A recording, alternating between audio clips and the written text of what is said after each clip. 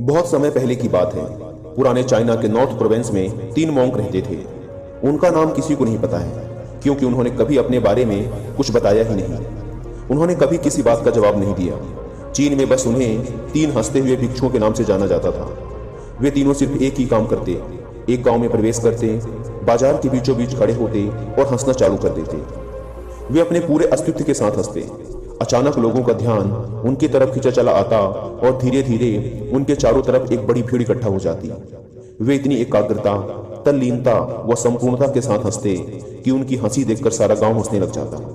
जब वो पूरा गांव हंसी के समुद्र में डूब जाता तो वे दूसरे गांव चले जाते। वे ना तो कुछ बोलते थे, ना ही कुछ उपदेश देते और ना ही कुछ शिक्षा।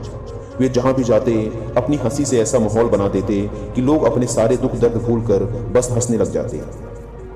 धीरे धीरे चाइना के लोग उन्हें बहुत प्यार करने लगे और वो पूरे चाइना में फेमस होते गए, 3 लाफिंग मॉन्क के नाम से। चाइना के लोग उन्हें बहुत प्यार करते, उनका सम्मान करते। इससे पहले और उनके बाद भी कभी किसी ने इस तरह से प्रचार नहीं किया कि जीवन केवल एक हंसी होना चाहिए और कुछ नहीं। वे विशेष रूप से किसी पर नहीं हंसते थे।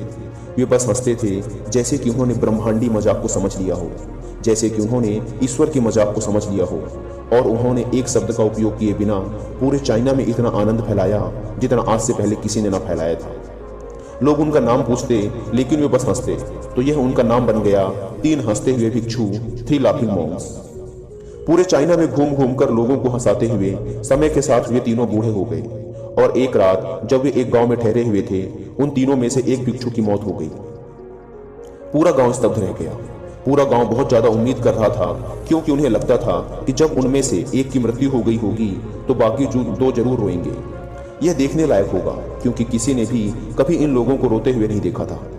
जब सुबह हुई तो पूरा गांव इकट्ठा हुआ, लेकिन दोनों भिक्षु तीसरे की लाश के पास खड़े जोर जोर से हंस रहे थे। ऐसी हंसी जैसी उन्होंने आज से पहले कभी ना हंसी हो। गांव के कुछ बड़े बुजुर्गों ने उन्हें समझाने की कोशिश की कि यह आपका साथी था और इसकी मृत्यु पर आपको हंसना नहीं चाहिए। तब उस दिन पहली बार उन भिक्षुओं ने लोगों से बात की और कहा, हम हंस रहे हैं क्योंकि यह आदमी जीत गया है। हम हमेशा सोचते थे कि पहले कौन मरेगा, लेकिन इस आदमी ने पहले मरकर हमें हरा दिया। हम अपनी हार व इसकी जीत पर हंस रहे हैं। इसके अलावा यह कई वर्षों तक हमारे साथ रहा। हम एक साथ हंसे, हमने एक दूसरे की मौजूदगी, उपस्थिति का आनंद लिया। उसे अंतिम विदा देने का इससे बेहतर तरीका और क्या हो सकता है। हम केवल हंस सकते हैं। लेकिन पूरा गांव उदास था। जब मृत भिक्षु के शरीर को अंतिम संस्कार के लिए चिता पर लिटाया गया तो सारे गांव वालों को एहसास हुआ कि शेष 2 भिक्षु केवल मजाक नहीं कर रहे थे, वह तीसरा जो मृत था वह भी हंस रहा था। चीन में यह प्रथा थी कि जब एक इंसान की मृत्यु हो जाती थी तो उसके पुराने कपड़े उतारकर उसे नहला धुलाकर उसे नए कपड़े पहना दिए जाते थे। लेकिन मरने से पहले उस भिक्षु ने अपने साथियों से अपने कपड़े न बदलने के लिए कहा था। तीसरे भिक्षु ने कहा था, मुझे स्नान मत करवाना, क्योंकि मैं कभी अशुद्ध हुआ ही नहीं। मेरे जीवन में इतनी हंसी आई कि कोई अशुद्धता जमा ही नहीं हो सकती थी। मैंने कोई धूल जमा नहीं की है। हंसी हमेशा जुआ और ताजा होती है, इसलिए मुझे नहलाकर मेरे कपड़े मत बदलना।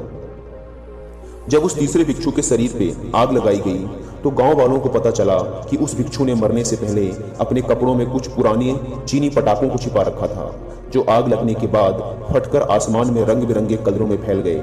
और यह देखकर एक बार पूरा गांव जोर जोर से हंसने लगा। तो इस तरह से वह तीसरा मॉन्क मरने के बाद भी सारे गांव वालों को हंसा गया। और यह देखकर शेष दोनों भिक्षुओं ने कहा, चालाक आदमी, तुम मर चुके हो, लेकिन तुमने हमें एक बार फिर हरा दिया। तुम्हारे द्वारा गांव वालों के चेहरों पर पैदा की गई यह हंसी आखिरी हंसी थी।